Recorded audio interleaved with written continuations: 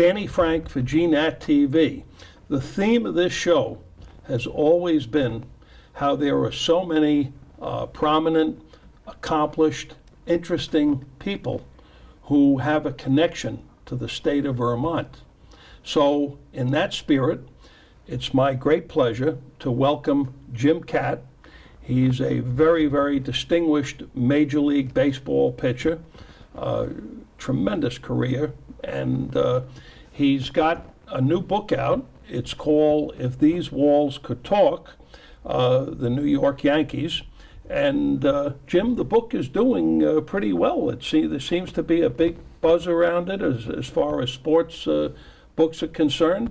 Tell me a little bit about it. Well, I think anytime you're doing a book that talks about the New York Yankees in this area, it gets a lot of attention. And particularly, I was so fortunate to have taken over when Tony Koufax retired, and Tony recommended me for the job. That's how I got the job originally with Madison Square Garden Network, and covered the Yankees for 13 years during those great years that they had, a lot of championships. And so Tom Bass, the publisher of Triumph Books, said we'd like to do a book from an announcer's perspective, behind the scenes, stories about meeting players and games that we covered, and that's the genesis of the book. And it was a lot of fun writing it, and I'm pleasantly surprised it's been well received.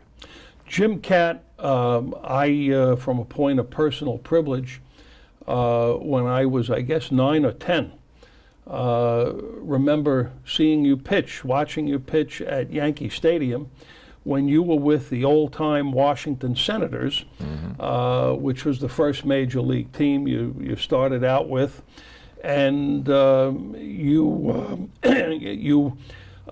pitched with some of your teammates, Harmon Killebrew, Bob Allison, who was a great outfielder, another great pitcher from that era, Pedro Ramos.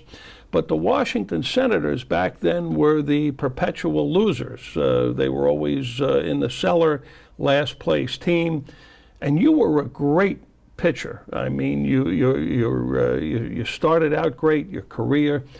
And what does it feel like for a pitcher who performs so well to be with a troubled, distressed team? Well, for me, it was a great opportunity. See, that was pre-draft. Nowadays, you, as a college player, high school player, if you're a professional prospect, you're subject to the draft. In those days, it was wide open market, and whoever scouted you. In my particular case, I was very fortunate. Dick Winsick, who's since passed away, but he scouted me when I was pitching against Kalamazoo College. I was pitching for Hope College. He was actually there to see the pitcher on the other team. And I had a good day that day, so he said, well, I'm going back next week and see him pitch against Alma College. And then I went down to Chicago, actually, to try out with the Senators in June of '57. Cookie Lavagetto was the manager then. Cookie said, kid, you signed with us, you'll be on our staff in 2 years. Well, they only had 3 left-hand pitchers in the entire organization.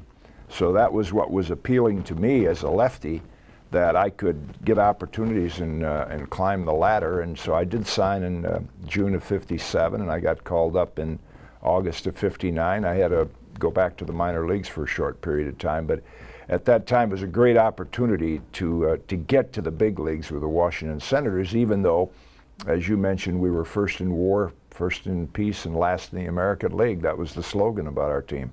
But I've always wondered, a pitcher whose talents and skills are superior, and to have to go out and have the feeling or the sense that your team isn't going to back you up, let's say, that they're not going to score those runs that are needed, even though you may pitch a 3-hitter or a 5-hitter or something, Well, you don't approach it that way as a pitcher. I think when you're in the big leagues, you feel so fortunate to be there, and whether you're with a last place team, you don't take the mound thinking, well, I have no chance to win, because we were a perennial last place team. However, when we became the Minnesota Twins in just 5 years' time, we dethroned the Yankees and went to the World Series. So that was the appeal also. We had a lot of nice young players coming up, and of course, as a lifelong baseball fan growing up in southwestern Michigan. It was my dream as a young kid, so it was a thrill for me just to be in the big leagues. Didn't matter that I was pitching for a last place team. Well, I was going to segue into that. The Washington Senators became the Minnesota Twins, and that was a big thing, that Minnesota now had a professional baseball team. And the Minnesota Twins did make a transformation in those years to become a pennant winner. And I believe at one point in the series, you opposed Sandy Koufax for three games, right? That must have been, for a young man, an exciting moment, right, in your career? Well, it was a thrill for me. I'm fortunate to say that Sandy and I are friends. He lives down in South Florida in the wintertime. We cross paths quite often. But in those days, the only game on television was on Saturday afternoon, Pee Wee Reese, Dizzy Dean. So I never saw Sandy pitch in person. And, here we are after the Yankees had won 5 straight pennants and the Minnesota Twins, quite unlikely, pennant winner. We win the pennant, we're going to face the Dodgers. And Sandy did not pitch game 1 because of the Jewish holiday. A cute little side story there, Don Drysdale started game 1. We knocked him around. Walter Alston, the manager, comes out to the mound to get the ball from Drysdale, and he looked at Alston. He said, "I bet you wish I was Jewish, don't you?"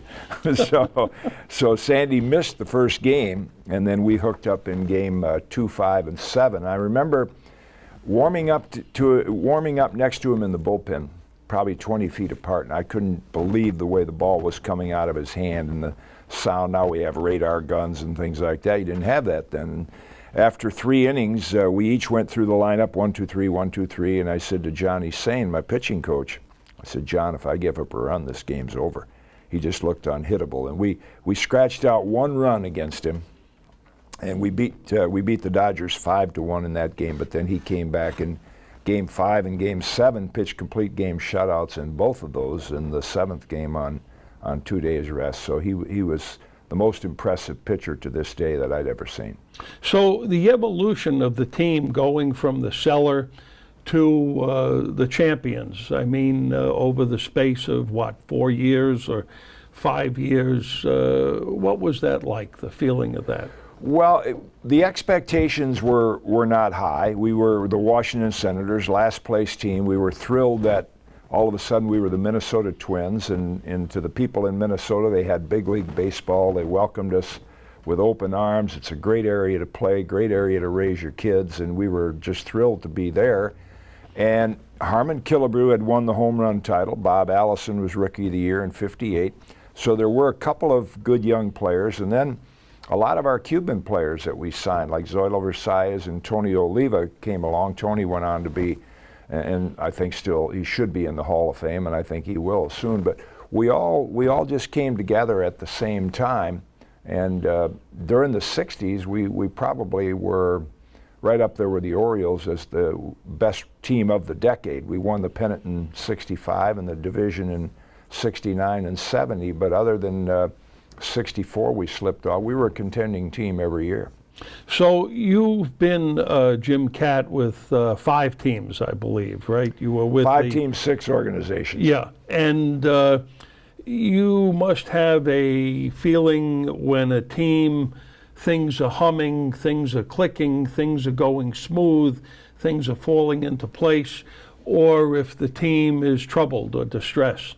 Share a little of that perspective. Well, that's why 162 game season. See, nowadays you have 2 wild cards, and they keep diluting it. It's like our culture. Everybody gets a trophy. Good job. You finished 8th out of 9th teams, but you did a nice job. You get a trophy. And baseball is getting to be that way, whereas I liked it when there was just one pennant winner, because the key to winning a pennant is to overcome what you have to overcome in a 162 game schedule. You go through slumps, as you mentioned. You go through some tension in the clubhouse. Maybe there's some, just like in all families, you see a little sparring in the clubhouse. Everybody doesn't agree. And then you have times like that, and then you have the nice runs that you hope to make. So to win a title over 162 games is much more satisfying because of all those things that you have to go through, as opposed to just like this year, the second wild card team will barely be over 500, which is a pretty mediocre season, but yet you'll see guys celebrating because they won the second wild card. I came up in a different era, so I can't relate to that. We're talking with Jim Kaat. He's written a book called If These Walls Could Talk about the New York Yankees. It's on sale in most bookstores now. It's doing very well, and I strongly recommend it.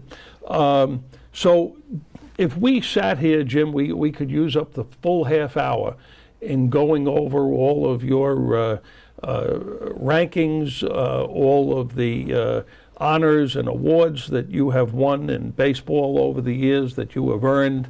And I know, for example, you were in the All-Stars three times.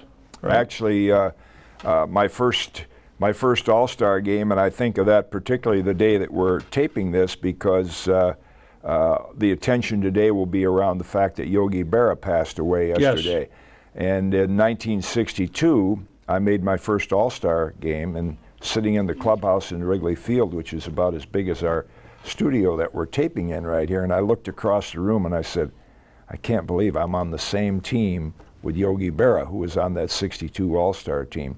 But I was fortunate to be on 3 of those and to play on pennant winners and good teams, but the biggest thrill for any athlete really is to be on a championship team. So when I finally got my World Series ring in 1982 with the St. Louis Cardinals, that really was my high moment in baseball.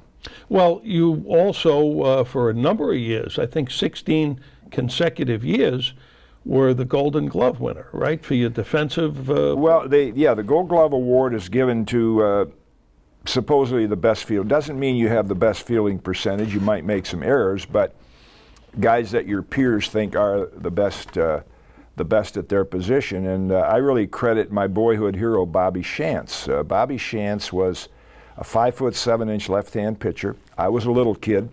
Most of the time as a kid, when they'd say, what do you want to do? I want to be a baseball player. Oh, that's too bad. Little Jimmy's too small. I didn't grow till I was, 16, 17.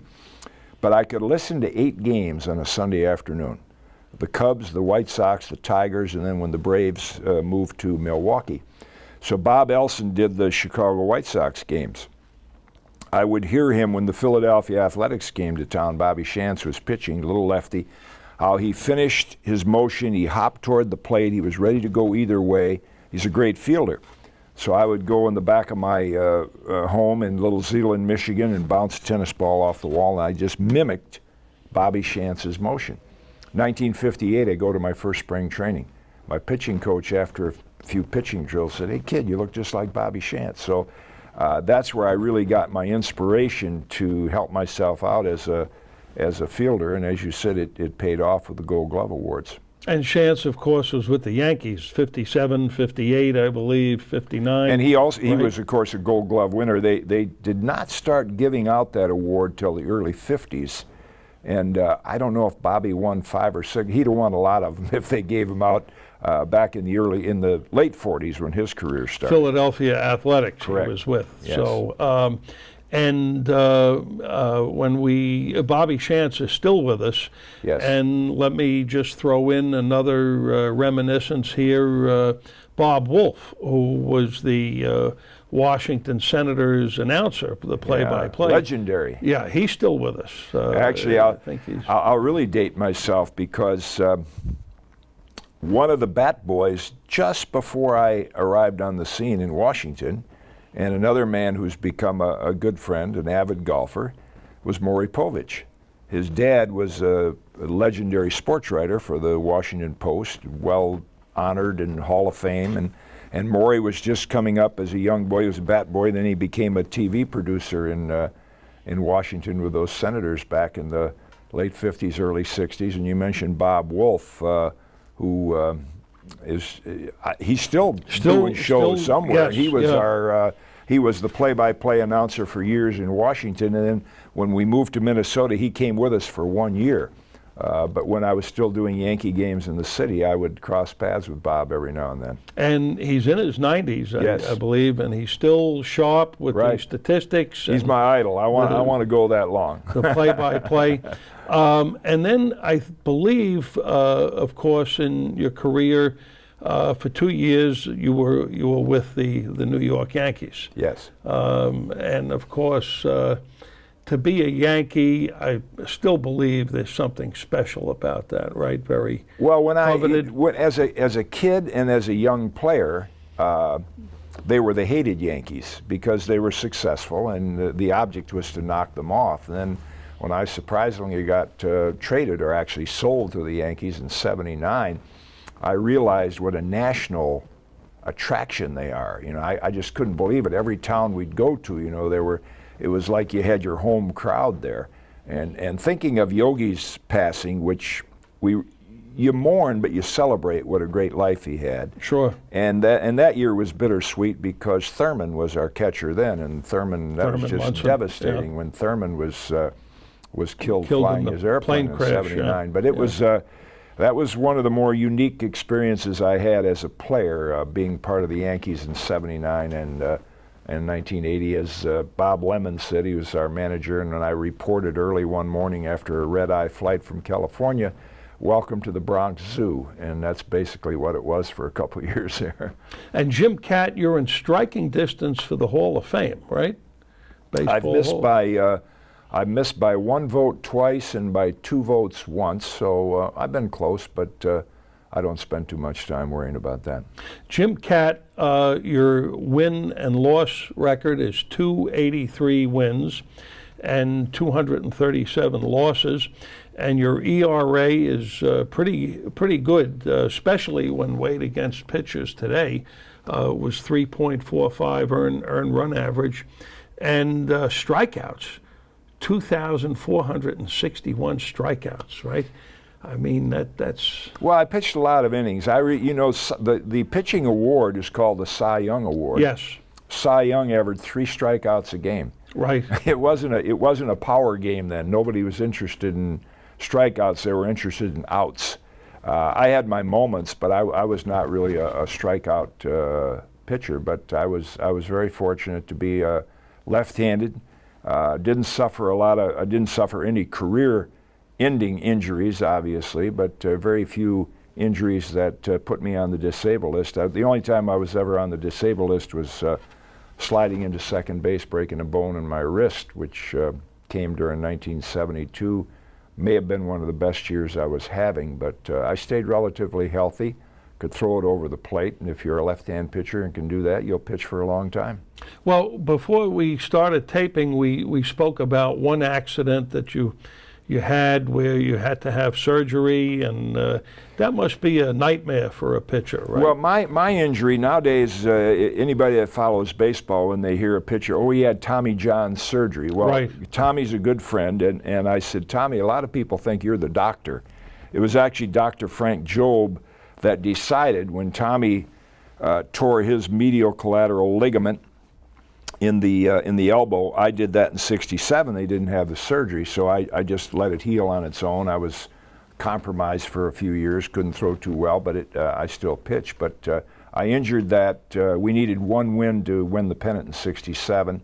I was having a very good September of '67, and I had to leave the game in the 3rd inning. Now fast forward to 1974, Dr. Jobe said, if we take a tendon out of, I think it's either your thigh or your other arm, and make a ligament out of it in the elbow, let's try that. Tommy John was the first one to try it, and amazing career after the surgery, after he healed. And now there are hundreds of pitchers in college, even as young as high school, that have that surgery.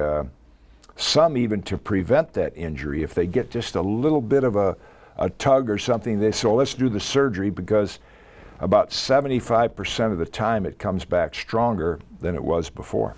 But back when we were talking about, again, this must have been a very threatening situation, right? Well, the one thing we didn't worry as much about then is pitch counts, innings restrictions, protecting your arm, because there wasn't $1 million payoff at the end of the We paid in an era where a few $1,000 raise was a huge raise. So your main goal was, I just want to pitch, I just want to play. And you never gave thought to, this next pitch I throw might be my last one. That was the last thought on our mind. So we were not as protected as the pitchers are today. Jim Kaat, you've watched the game over 50 years. You've watched it change, the commercialism that's come into the game, the emphasis on excitement that seems to take place where maybe the actual game itself, the performance of the players, maybe people have lost focus, the fans have lost focus of concentrating on the performance of the game in consideration of all of the technology and special events of the experience. Any thoughts on the way I'm rambling on here? I think the players today are more talented physically. They're bigger, stronger, faster. Pitchers throw harder. The talent level is off the charts. The things that they can do, shortstops used to be little guys like Scooter. Now you got shortstops that look like linebackers, and yet they're agile and they can move. But the subtle skills, running the bases right, working, playing to the scoreboard, taking pitches the subtle behind the scenes things, unfortunately, are forgotten because I think more youngsters come up to the big leagues now, and it's nice that they play a lot of sports. You've got so many options as a youngster now, including Xbox and video games. When I was a kid, the only thing you did was play baseball. You went out to the corner sandlot and you played baseball all day long, and you learned how to play the game. And in the big leagues today, because of expansion, when I broke in, there were 16 teams. Now there are 30. That's almost twice as many players. So if you can imagine if the talent pool was cut in half, how much better the caliber of the game would be with just 16 teams. So there are a lot of players in the big leagues today that really are learning on the job. In a perfect world, they would still be, not that they're not good players or won't become even better players, but they should be learning their trade in the minor leagues first, as we had to do. Now they're learning on the job. Another bugaboo I have about today's baseball game, Major League Baseball, when I first became introduced to baseball, going to the Yankees, I actually went to the Brooklyn Dodgers once, going to the Mets. The pitchers, they pitched, the starting pitcher was in the game for 6, 7, 8 innings, maybe pitched the whole game, okay? That was not uncommon. A reliever, maybe he came in for an inning or two. And right. Today, they seem to change pitchers at the drop of a hat. They'll have managers will call in pitchers to pitch to one batter, and they seem to be impatient. Take them out. I don't know. I'm very frustrated by watching those type games from when I think back to years ago. Oh, there's no question. The game began to get more specialized in the 80s. Sparky Anderson started a bit with the Tigers. Roger Craig, who was Sparky's pitching coach, then out to the Giants, then Tony La Russa, and all of a sudden the game became more specialized, where instead of carrying 8 pitchers and 17 position players, now some teams carry 12 and 13 pitchers. And as a result, when I came, Bob Gibson, I'll use this story about Bob Gibson, when Red Schoendienst would come out to the mound and said, well, you're getting knocked around a little bit, I think I'll go to the bullpen. Gibby would look to the bullpen and say, who are you bringing in? Oh no, I can do a better job than he can. But nowadays, relief pitchers oftentimes, because they have one specialty pitch like Mariano Rivera did, now you're going to actually a better pitcher at that particular time. And so the complete game and the pitchers pitching 275, 300 innings are gone. The game is the same, but the way the game is handled and played is different. I can't say that I like it as well, but that is today's game. But is that fair to a starting pitcher, that he's not given the opportunity to stay in for 6, 7, 8 innings, unless you were hammered, where the team you were pitching against really hit you hard. I mean, you were in that game. Well, the trade-off, Danny, is that in my era, you were paid on wins. Right. So if you had a 1-to-1 game and the manager came out and he was thinking about taking you out, you stated your case. I want to stay in this game. I want to get a chance to win, because in the off season, when you negotiated your contract, if you won 17 games instead of 12, that was big. Well, today, the wins are not as important to starting pitchers in terms of their contract, as most pitchers that are solid starters or even mediocre starters are going to have a 2-3 year contract at some pretty big dollars. So it's not as damaging to their contract or their ego to get taken out of the game. In fact, many of them, when they leave the game after 5 innings, they say, well, I did my job today. I pitched 5 innings. If I only pitched 5 innings and had a 5-to-1 lead and had to leave the game, my teammates would look at me like, what's wrong with you? You couldn't pitch 9 innings today. And that's not the player's fault. That's just the way the game is managed today. Jim Kaat, I want to close with a minute about Wounded Warriors. I know Yes. you're very active in that, and you've helped raise a lot of money for that cause. Well, I am. I'm very appreciative of what the military has done for us. I wish our young people today really would be almost forced to spend more time researching World War II and some of the great heroes we had that made it possible for us to live the kind of life we are today. And I'm fortunate right here in Manchester that Don Keelan volunteers his time. We have a golf tournament every year to raise money specifically for Vermont Wounded Warriors. So we know the money's not going to administration, the money's going to help where the rubber meets the road, and I'm happy to be a part of that. And why Manchester, Vermont, Jim Kaat? Well, because my wife Margie and I, we were both widowed. We met 6 years ago. Margie was a golf pro. She's from Bennington, and we spent one summer in Michigan, then in Vermont, found out we could play golf at a nice course here, and what better state to live in the summertime than Vermont. Our guest has been Jim Kaat, and remember his new book, the third book he's had out, If These Walls Could Talk, the New York Yankees. And Jim, great having you for this Thanks, half hour. This is Danny Frank for GNAT TV.